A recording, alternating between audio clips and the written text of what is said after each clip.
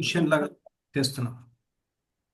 So దీంట్లో మొదటిది అభ్యుదయ కవిత్వం అండి. సో మనం భావ కవిత్వం అవన్నీ చూసాము.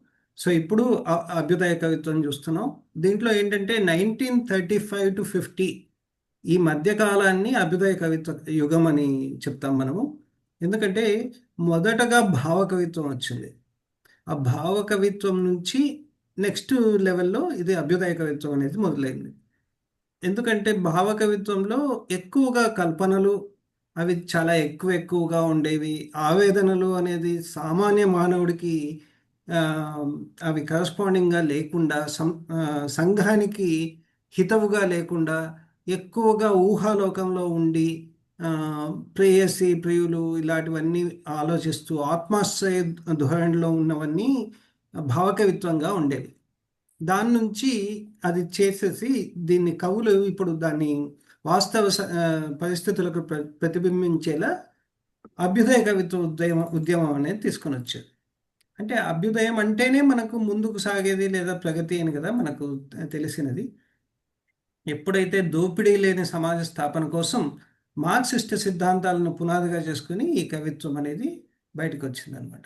దీనికి బ్యాక్గ్రౌండ్ ఏంటి అంటే మనకు ఆమ్, ఈ ఆర్థిక మాంద్యం, ఈ ఎకానమీ అనేది రిసెషన్లో వచ్చేసి ప్రపంచ వ్యాప్తంగా చాలా ప్రాబ్లమ్స్ వచ్చాయి. దాని తర్వాత అలాంటప్పుడు రష్యాలో చూస్తే సోషలిజం అనేది చాలా బాగా ఉంది. ఆ ఒక్క కంట్రీ మాత్రము అంత ఎఫెక్ట్ కాలేదన్నమాట, సోవియట్ యూనియన్. అందువల్ల చాలామంది సోషలిజం వైపు మొగ్గారు. దాంతోపాటు మన దేశంలో స్వాతంత్ర ఉద్యమాలు అవన్నీ జరుగుతున్నాయి. ఇవన్నీ కలిపి అభ్యుదయ కవిత్వానికి ఊపిరి పోసాయి అని చెప్పచ్చు. మనకు ఇలా స్టార్ట్ అయినది 1943లో అలసం అంటే అభ్యుదయ రచయితల సంఘం అనేది స్టార్ట్ అయింది. అది ఒక మైల్ స్టోన్ లాగా చెప్పుకోవచ్చు. ఆ, శ్రీశ్రీ రాసినటువంటి మహాప్రస్థానమే ఈ ఉద్యమానికి గమ్యాన్ని నిర్దేశించింది అని కూడా మనం చెప్పుకోవచ్చు. సో అభ్యుదయ కవిత్వం అంటేనే ఆటోమేటిక్గా మనం ఆదర్శం గురించి రాయాల్సి ఉంటుంది. దాంట్లో ఏంటి ఫిలాసఫీ, నా లక్షణాలు ఏంటి అని చూస్తే ఇది భావోద్వేగం కాదు, ఇది శాస్త్రీయ దృక్పథంగా రాసేటువంటి ఇది. దాంట్లో ఏంటి ఆ శాస్త్రాలు లేదంటే శాస్త్రీయ దృక్పథాలు అంటే చారిత్రక భౌతికవాదం అనేది ఒకటి అనమాట.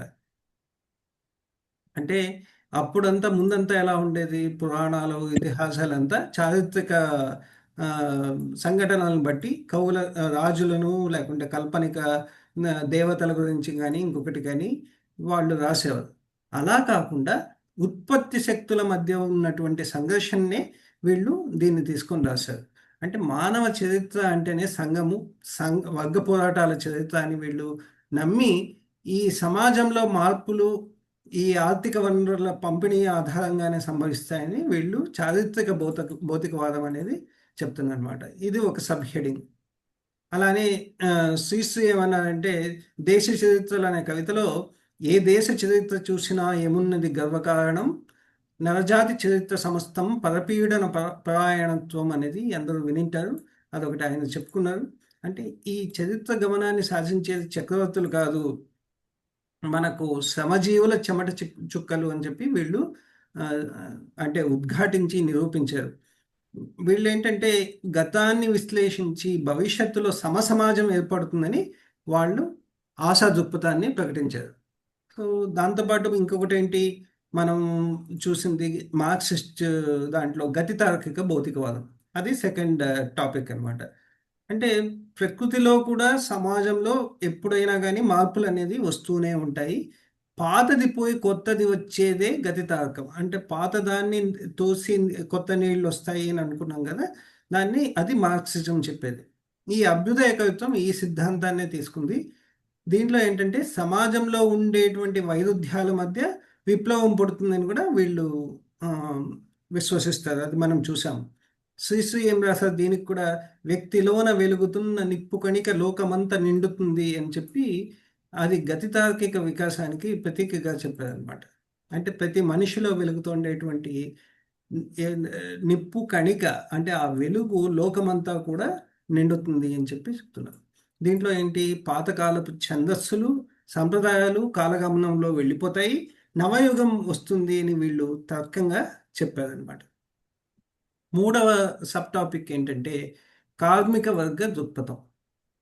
సో మనం రెండు చూసాం ఇంతకుముందు, ఒకటి చారిత్రక భౌతికవాదం చూసాము, గతి తార్కిక భౌతికవాదం చూసాము. ఇప్పుడు ఏంటంటే కార్మిక వర్గ దృక్పథం చూస్తున్నాం. ఇందులో ఆ, శ్రామికుడే సెంట్రల్ పాయింట్ అనమాట. అతను సమాజానికి వెన్నెముక లాంటి వాడు, కార్మికుడు, కర్షకుడు. సో అలాంటి వాళ్ళ శ్రమను ఈ కవిత్వం అనేది కీర్తించింది. అంటే ఈ రాజులు దేవతలు వాళ్ళంతా కాకుండా వీళ్ళ గురించి అనమాట. గనుల్లో కర్మాగారాల్లో నిరంతరం కష్టపడే మనిషిని ఈ కవిత్వం గౌరవించింది అని కూడా చెప్పచ్చు. అంటే దాంతోపాటు ఈ తాజ్ మహల్ కట్టిన కూలీలు అని, అలా రాజుల కట్టిన కట్టడాల వెనుక ఉన్నటువంటి కూలీల వేదనను ఇది ప్రపంచానికి చాటింది. పొలాలనన్ని హలాల దున్ని ఇలా తలానికి హేమం పిండగా విరామ విరామమెరుగని పరిశ్రమించే బలశాలులకే నాకు అంకితం అని చెప్పి ఆయన శ్రీశ్రీ గారు, ఇలాంటివి చాలా ఉన్నాయి ఆయన రాసినవి. ఇది రెండు పంక్తులు దాంట్లో రాసినది. సో ఆయనకు కార్మిక వర్గం పట్ల, అభ్యుదయ కవుల పట్ల ఉన్నటువంటి గౌరవానికి ఇది నిదర్శనము అని చెప్తున్నారు. అలానే యజమాని దోపిడీని నిరసిస్తూ శ్రామికునికి దక్కాల్సిన ఫలితం గురించి ఈ కవిత్వం చెప్తుంది. దాని తర్వాత నెక్స్ట్ సబ్ హెడింగ్ ఏంటంటే అంతర్జాతీయ దృక్పథం. దీంట్లో ఈ అభ్యుదయ కవిత్వం అనేది ఓన్లీ ఇండియాకో లేకుంటే తెలుగు స్టేట్స్కో ఇలా పరిమితం కాకుండా ప్రపంచంలో ఎక్కడైనా కానీ, ఏ మూలైనా కానీ పీడిత వర్గానికి అన్యాయం జరిగితే తెలుగు కవులు దానికి స్పందించారనమాట. దీంట్లో ఈ విశ్వమానవ సౌభ్రాతృత్వము అనేది దీంట్లో క్లియర్గా తీసుకొని వచ్చారు.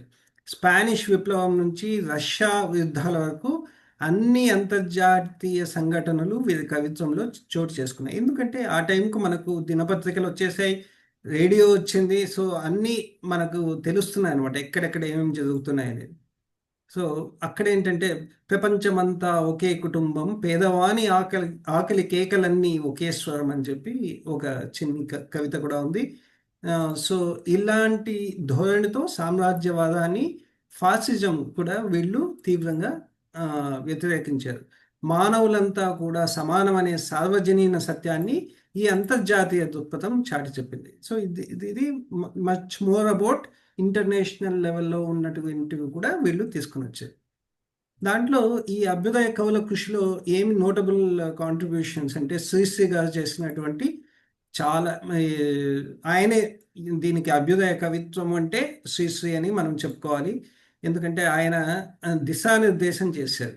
ఆయన చేసినటువంటి మహాప్రస్థానమే ఈ అరసం సంఘానికి కూడా అది దిశానిర్దేశం చేసింది అని చెప్పుకోవచ్చు. దాంతో ఇలాంటి మహాప్రస్థానం ద్వారా కొత్త భాష, కొత్త వేగము మన తెలుగు కవిత్వానికి ఆయన ఇచ్చారు. అలానే కుందుర్తి గారు వచన కవిత్వానికి ఊపిరి పోస్తూ అభ్యుదయ భావాలను సామాన్యుడికి చేరవేశారు.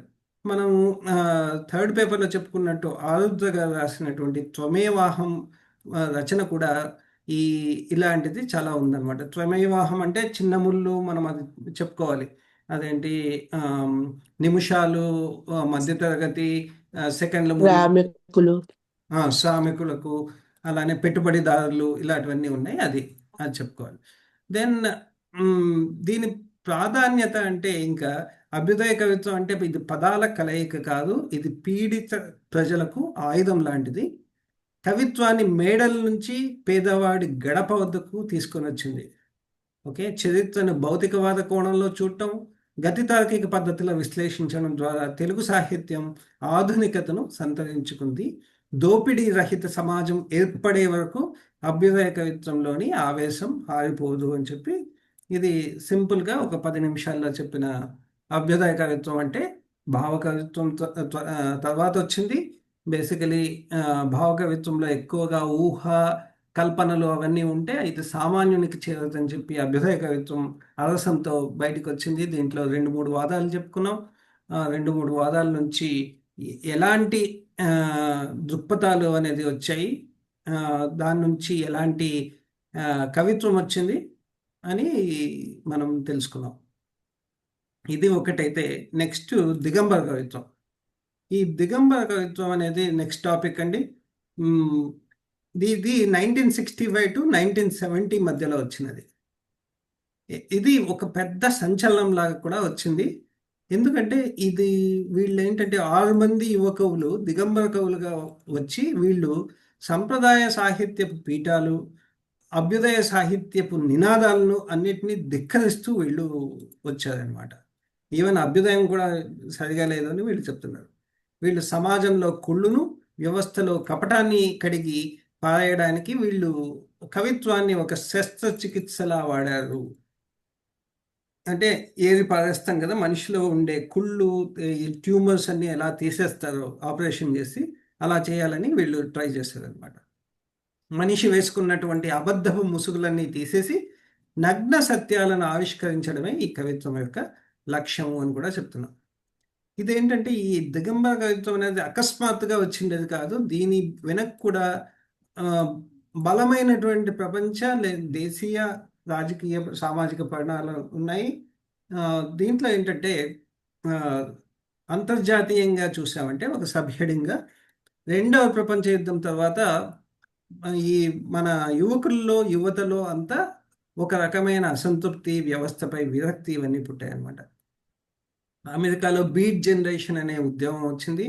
అలన్ గిన్స్బర్గ్ లాంటి వాళ్ళంతా తమ హౌల్ వంటి రచనల ద్వారా సమాజంలో ఏ నైతిక విలువలు ఎలా ఉన్నాయి, ఇవి సరిగ్గా ఉన్నాయా లేదా, ఇలాంటివన్నీ ప్రశ్నించారు. వీరిని బీట్నిక్స్ అని వాళ్ళు పిలిచేవాళ్ళు. అలానే ఇంగ్లాండ్లో యాంగ్రీ యంగ్మన్ అనే ధోరణి వచ్చింది. వీళ్ళంతా అప్పటి సామాజిక కట్టుబాట్లు, మధ్యతరగతి విలువలను తీవ్రంగా నిరసించారు.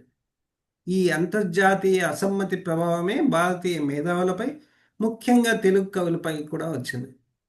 సో నేషనల్ లెవెల్లో చూసామంటే బెంగాల్లో వచ్చినటువంటి హంగ్రీ జనరేషన్ వాళ్ళు కూడా దిగంబర కవులకు స్ఫూర్తినిచ్చింది. మనిషి ఉనికి కోసం, స్వేచ్ఛ కోసం పాత ప్రపంచాన్ని ధిక్కరించాలనే అంతర్జాతీయ భావజాలం ఈ కవిత్వానికి పునాది కూడా వేసింది.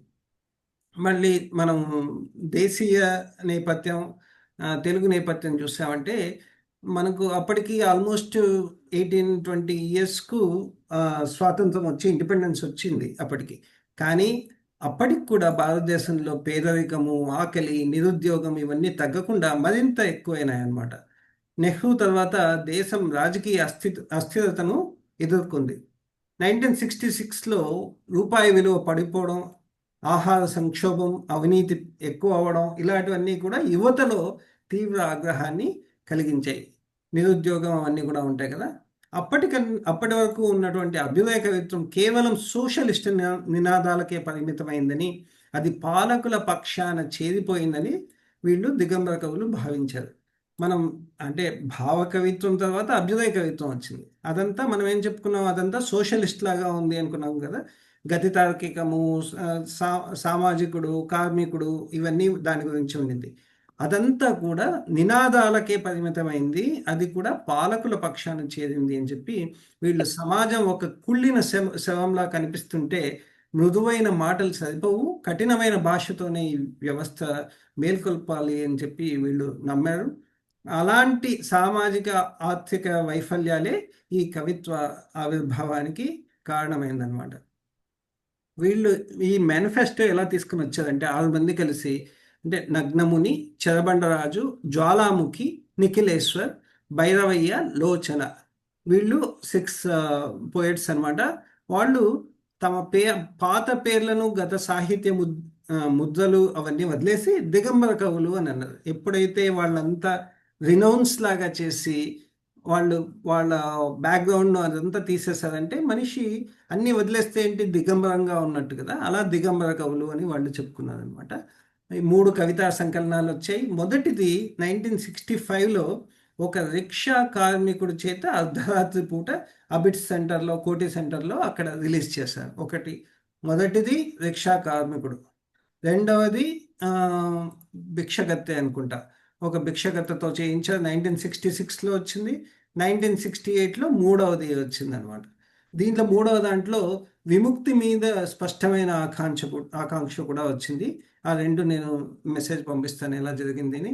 వీరి మేనిఫెస్టోలో వాళ్ళు ఎందుకు దిగంబరులు అయ్యారు, ఈ వ్యవస్థను ఎందుకు అసహించుకుంటున్నారు అని చెప్పి స్పష్టంగా చెప్పారనమాట. దానికి లక్షణాలు ఏంటంటే దిగంబర కవిత్వంలో ఒకటి ధిక్కారం, వెరీ క్లియర్గా ఉంటుందన్నమాట. అధికారం, మతం, సాంప్రదాయాన్ని, చరిత్రను వీళ్ళు పూర్తిగా ధిక్కరించారు. రెండవది ఆవేశం. ఆవేశం అనేది ఆటోమేటిక్గా పాలకుల పట్ల, వ్యవస్థ పట్ల, ఈ రెండు ఉంటుందన్నమాట. మానవతావాదం, మనిషిని మనిషిగా చూడాలి, బానిసత్వాల నుంచి విముక్తి రావాలి అనేది మూడవది. నాలుగవది వాస్తవికత. పేర్లోనే ఉంది కదా దిగంబర కవులు, వాళ్ళు ఏంటంటే జీవితాన్ని ఎలాంటి అలంకారాలు లేకుండా నగ్నంగా చిత్రించడం అనేది వీళ్ళ ఇది. సో అక్కడి నుంచి ఏమవుతుందంటే ఈ వాళ్ళు తీసుకున్న వస్తువు లేదంటే సబ్జెక్ట్ మ్యాటర్ ఇతివృత్తం అంటాం కదా, చాలా బీభత్సంగా తీసుకొని వ్యవస్థ చిత్రణ సమాజానికి ఒక వ్యాధిగ్రస్తమైన దేహం అనేది సమాజాన్ని పోల్చారనమాట. దాంట్లో నాయకుల అబద్ధాలు, మధ్యతరగతి మనుషుల పిరికితనం, ఇవన్నీ వాళ్ళు ప్రధాన వస్తువులుగా తీసుకొని వాళ్ళు వ్యవస్థ గురించి చెప్పారు. అలానే లైంగిక ప్రతీకలు కూడా చాలా వాడారు. వాళ్ళు ఏంటంటే వ్యవస్థలో అసహ్యతను ప్రతిబింబించడానికి వీళ్ళు చాలా లైంగిక ప్రతీకలు, జుగుప్సాకరమైన పదజాలాన్ని వీళ్ళు వాడారు. అంటే మనం చెప్పాం కదా, వీళ్ళది ముఖ్య ఉద్దేశం ఏంటంటే సమాజానికి ఒక షాక్ ట్రీట్మెంట్ లాంటిది ఇవ్వాలి అని చెప్పి, అందుకని వాళ్ళు అలాంటివన్నీ యూజ్ చేశారనమాట. సో అలా చేసి వీళ్ళు ఈ భాషా శైలి అనే దాంట్లో అలా ఉపయోగించి చాలా విప్లవం కూడా తీసుకొని వచ్చారు. అంటే తిట్ల పురాణం అనే దాన్ని లాగా వీళ్ళ కవిత్వం ఉండేదన్నమాట. సమాజాన్ని తిట్టడానికి వీళ్ళు వీధి భాషను, తిట్లను కవిత్వంలో చేర్చారు. మురికిని కడగడానికి మురికి గుడ్డలే కావాలి అంటే, ఎప్పుడైతే మనం క్లీన్ చేయాలంటే అలాంటివే కావాలి అన్నట్టుగా వీరి భాష ఉంటుంది అంటున్నారు. దాంతోపాటు ఛందస్సును వీళ్ళు తిరస్కరించారు. మాతా ఛందస్సు కూడా అవసరం లేదు, కేవలం ఫ్రీ వర్స్, స్వేచ్ఛా వచన కవిత్వంలోనే వీళ్ళు రాశారు. దాంతోపాటు వీరి కవిత్వంలో కొన్ని పాదాలు అప్పటి వరకు సాహిత్య ప్రపంచంలో నిషేధించబడినవి వీళ్ళు తీసుకొని వచ్చి రాశారు. అది కూడా మనం చెప్పుకోవచ్చు అనమాట. సో వీళ్ళు చెప్పిన కొన్ని ఉదాహరణలు ఏంటంటే, నగ్నముని గారు చెప్పింది, ప్రతి కవి ఒక అగ్నిపర్వతం కావాలి, ప్రతి అక్షరం ఒక మందు పాత్ర కావాలి. అలానే చిరబండరాజు వ్యవస్థలో కపటత్వం పైన, నేను రాసే అక్షరాలు కవితలు కావు, అవి ఎముకల మీద రాసే నెత్తురు సంతకాలు అన్నారనమాట. సో అలాంటిది 1970 వచ్చేసరికి ఈ ఉద్యమం కాస్త అది ఆల్మోస్ట్ క్లోజ్ అయింది. ఎందుకంటే వ్యక్తిగత ఆవేశం కేవలం తిట్లతో సరిపోదు, వ్యవస్థను మార్చడానికి ఒక వ్యవస్థీకృత సిద్ధాంతం రావాలని వీళ్ళు గ్రహించారు. దాంతోపాటు కొంతమంది ఏమయ్యారంటే శ్రీకాకుళంలో రైతాంగ పోరాటం వంటి ఉద్యమాల వైపు వాళ్ళు వచ్చారు. దాంతోపాటు 1970లో విరసం అనేది వచ్చింది, విప్లవ రచయితల సంఘం. ఈ 6 రచయితల్లో కొంతమంది విరసంలో చేరారు. అందుకని ఈ దిగంబర కవిత్వం కాస్త విప్లవ కవిత్వంగా మళ్ళీ మారిపోయిందనమాట. సో మనం చెప్పుకోవాలంటే ఈ దిగంబర కవిత్వం తెలుగు సాహిత్యంలో చాలా పెద్ద సంచలనం, కుదుపు కలిగించింది అని చెప్పుకోవచ్చు. నిశ్శబ్దంగా ఉన్నటువంటి సాహిత్య ప్రపంచంలో అగ్నిని రగిలించింది. అలానే కవిత్వం కేవలం అందమైన పదాల కూర్పు కాదని, సామాజిక శస్త్రచికిత్స అని కూడా నిరూపించింది. ఇప్పటికి కూడా దళిత స్త్రీవాద కవిత్వాల్లో ఉండేటువంటి ధిక్కార స్వరానికి దిగంబర కవిత్వమే బాటలు వేసింది, అంటే దిశానిర్దేశం చేసింది. అలాంటిది ఉపయోగించి ఇప్పుడు అస్తిత్వ కవిత్వంలో అలాంటి మాటలు అనేది ఉపయోగిస్తున్నారని మనం చెప్పుకోవచ్చు. అది దిగంబర కవిత్వం second topic. Third topic similar. మనం ఏం చెప్పుకున్నాం, భావ కవిత్వం, అభ్యుదయ కవిత్వం, దాని దిగంబర కవిత్వం, దాని తర్వాత వచ్చిండేది విప్లవ కవిత్వం. ఈ విప్లవ కవిత్వం గురించి ఇప్పుడు చూద్దాం. అది అది ఎక్కడికి ఎండ్ అయింది, దిగంబర కవిత్వం 1970. అప్పుడు చెప్పుకున్నాం కదా, ఎండింగ్లో చెప్పుకున్నాం. 1970 అనేది ఒక చారిత్రాత్మకమైనటువంటి మలుపు. ఎందుకంటే అభ్యుదయ కవిత్వమేమో తగ్గింది, దిగంబర కవిత్వమేమో ఓన్లీ ఆవేశం ఎక్కువైంది. సో అందువల్ల అప్పుడు స్పష్టమైన రాజకీయ సిద్ధాంతాలతో, పోరాట లక్ష్యంతో వచ్చిండేది విప్లవ కవిత్వం అన్నమాట. ఇది సాహిత్యం అంటే సమాజాన్ని మార్చే ఆయుధం అనే నినాదంతో వీళ్ళు బయటకు వచ్చారు. అంటే ఇది కేవలం అక్షర సముదాయం కాదు, అణగారినటువంటి వర్గాల సాయుధ స్వరం అని కూడా వాళ్ళు చెప్పుకున్నారనమాట. ఈ నేపథ్యం ఏంటంటే దీని వెనుక ఆ, సామాజిక రాజకీయ పరిణామాలు అగ్నిపర్వతం లాగా ఉన్నాయట. దాంట్లో ఒకటి ఇంటర్నేషనల్ ఏంటంటే ప్రపంచవ్యాప్తంగా అప్పుడు విప్లవాత్మకమైన మార్పులు వచ్చాయి. వియత్నాం యుద్ధంలో అమెరికా సామ్రాజ్యవాదానికి వ్యతిరేకంగా సాగినటువంటి గెరిల్లా పోరాటం మనకు తెలిసింది. అది ప్రపంచ యువతను ఊగించింది. అలానే చైనాలో మావో జెడాంగ్ నాయకత్వంలో వచ్చినటువంటి సాంస్కృతిక విప్లవం, ఇది కూడా మన మేధావుల మీద గాఢమైన ముద్ర వేసిందనమాట. అలానే క్యూబా విప్లవం, చెగువేరా వంటి వీరుల పోరాట పటిమ, ఇవన్నీ కూడా మన కవులను ఆ, అంటే ఆ, ప్రోత్సహించాయి అని చెప్పుకోవచ్చు. సామ్రాజ్యవాదానికి వ్యతిరేకంగా ప్రపంచవ్యాప్తంగా జరుగుతున్న పోరాటాలన్నీ కూడా విప్లవ కవిత్వానికి అంతర్జాతీయంగా స్ఫూర్తినిచ్చాయి. సో ఇలా అంటే ఎక్కడెక్కడ ఏమేమి జరుగుతున్నాయో అవన్నీ కూడా మన కవులకు స్ఫూర్తిని ఇచ్చాయి అని చెప్తున్నాం. ఇంకా దేశంలో ఏం జరుగుతున్నాయంటే 1967లో పశ్చిమ బెంగాల్లో నక్సల్బరీ గ్రామంలో వచ్చినటువంటి రైతాంగ సాయుధ పోరాటం అది దేశ రాజకీయ చిత్రపటాన్ని మార్చేసింది అని చెప్పుకోవచ్చు. అలానే నక్సల్బరీ అక్కడ జరుగుతుంటే ఆంధ్రప్రదేశ్లో శ్రీకాకుళం జిల్లాలో సాయుధ పోరాటం వచ్చింది. వెట్టి చాకిరి, భూస్వాముల దోపిడీ, వీ వీళ్ళన్నిటికీ వ్యతిరేకంగా గిరిజనులు, రైతులు చేసినటువంటి పోరాటాలు కవులను కదిలించాయి. సుబ్బారావు పాణిగ్రాహి వంటి కవులు పాటల ద్వారా ఈ ఉద్యమాన్ని ప్రజల్లోకి తీసుకెళ్లారు. దేశంలో దారిద్ర్యం, పాలకుల అణిచివేత, ఇలాంటివన్నీ కవులను విప్లవ మార్గం వైపు నడిపించాయి. సో ఇంటర్నేషనల్ లెవెల్లో ఈ అమెరికా, చైనా, అక్కడ క్యూబా ఇవన్నీ జరిగాయి. ఇక్కడ నేషనల్ లెవెల్లో పశ్చిమ బెంగాల్, శ్రీకాకుళం అనమాట. అప్పుడు విప్లవ రచయితల సంఘం అనేది ఏర్పడింది. July 4 and July 4th is American independence day, అలా గుర్తుపెట్టుకోండి కావాలంటే. 1970లో శ్రీశ్రీ అధ్యక్షతన విప్లవ రచయితల సంఘం అనేది వచ్చింది. ఇది తెలుగు సాహిత్య చరిత్రలోనే ఒక నూతన అధ్యాయంగా చెప్పుకోవచ్చు. ప్రతిదీ అలానే ఉందిలేండి. అంటే అభ్యుదయ సంఘం వచ్చినప్పుడు అలానే అనుకున్నాం, దిగంబర కవులు వచ్చినప్పుడు అలానే. కానీ దిగంబర కవుల్లో కొంతమంది, దీంట్లో అభ్యుదయ కవుల్లో కొంతమంది కలిసి ఈ సంఘంగా ఏర్పడ్డారనమాట. సో ప్రజల పక్షాన్ని నిలబడి దోపిడీ వ్యవస్థను కూల్చివేయడానికి సాహిత్యాన్ని ఒక పరికరంగా వాడటం వీళ్ళ ప్రధాన ధ్యేయం. మనం విమర్శలో కూడా చెప్పుకున్నాం. ఆ టైంలో ఏంటంటే వాళ్ళు రచయితల మీద ఫోకస్ కంటే విమర్శకుల మీద ఎక్కువగా ఫోకస్ పెట్టి చేశారు అని కూడా మనం చెప్పుకున్నాం. శ్రీశ్రీ, చెరబండరాజు, వరవరరావు, శివసాగర్ లాంటి వాళ్ళు ఉద్యమానికి నాయకత్వం వహించారు. ఇంకా వాళ్ళ తాత్విక దృక్పథం ఎలా ఉండింది అంటే వాళ్ళు మార్క్సిజం, లెనినిజం, మావోయిజం మూడిటికి, ఆ మూడు వీళ్ళకు తాత్విక పునాది అని చెప్పచ్చు. దాంట్లో ఏంటి, వర్గ పోరాటం ఒకటి, సాయుధ విప్లవం ఒకటి, ప్రజాయుద్ధం ఒకటి. వర్గ పోరాటం అంటే సమాజం, ఇప్పుడు రెండు వర్గాలు, ప్రతి సమాజం కూడా రెండు వర్గాలు, ఉన్నవాళ్ళు లేనివాళ్ళు అలా అనుకున్నాం కదా. అలానే పెట్టుబడిదారులు, కార్మికులు, అలాంటివన్నీ అనమాట. సమాజం దోపిడీదారులకు, దోపిడీకి గురయ్యే వారికి మధ్య జరుగుతున్న పోరాట క్షేత్రమని వీళ్ళు నమ్మారు. అలానే సాయుధ విప్లవం శాంతియుత మార్గాల ద్వారా కాకుండా సాయుధ పోరాటం వల్లనే రాజ్యాధికారం సాధ్యమని వీళ్ళు విశ్వసించారు. దాంతోపాటు ప్రజాయుద్ధం, గెరిల్లా పోరాట పద్ధతులను, గ్రామాలు, పట్టణాలను చుట్టుముట్టే సిద్ధాంతాన్ని వీళ్ళు కవిత్వంలో ప్రతిబింబించారు. ఇంకా విప్లవ కవిత్వానికి ఉండేటువంటి లక్షణాలు చెప్పుకుంటే దీనికి పోరాటశీలత అనేది ఒకటి ఉంటుంది. ఎందుకంటే ఇది భావ ప్రకటన మాత్రమే కాదు, ఇది యుద్ధ ప్రకటన అనేలాగా ఉంటుందన్నమాట. అలానే ప్రజాపక్షపాతం ఉంటుంది వీళ్లకు. అణగారిన వర్గాలు, గిరిజనులు, దళితుల పక్షాన నిలబడ్డాం.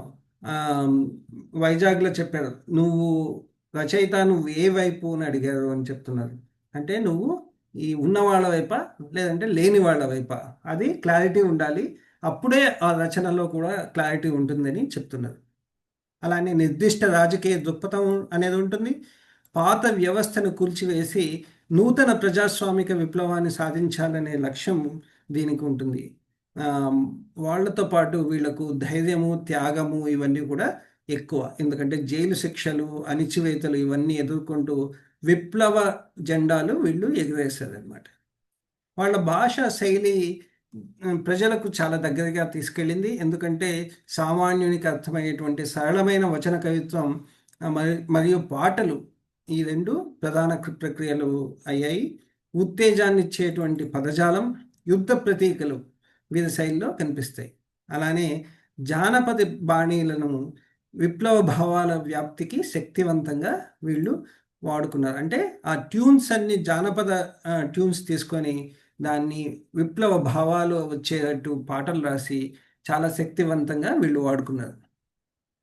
ఈ ఆ, కొన్ని ఆ, కొంత కవిత్వం ఏంటి అంటే శ్రీశ్రీ రాసినటువంటిది మరో ప్రపంచం, మరో ప్రపంచం, మరో ప్రపంచం పిలిచింది, పదండి ముందుకు, పదండి తోసుకు, పోదాం పోదాం పైపైకి, ఇది మనం దాంట్లో ఉల్లేఖించవచ్చు. ఆ, విప్లవ రచయితల సంఘం వచ్చాక ఏమైందంటే శ్రీశ్రీ తన కవిత్వాన్ని ఇంకా పదును పెట్టి ఇలాంటివన్నీ రాశారు.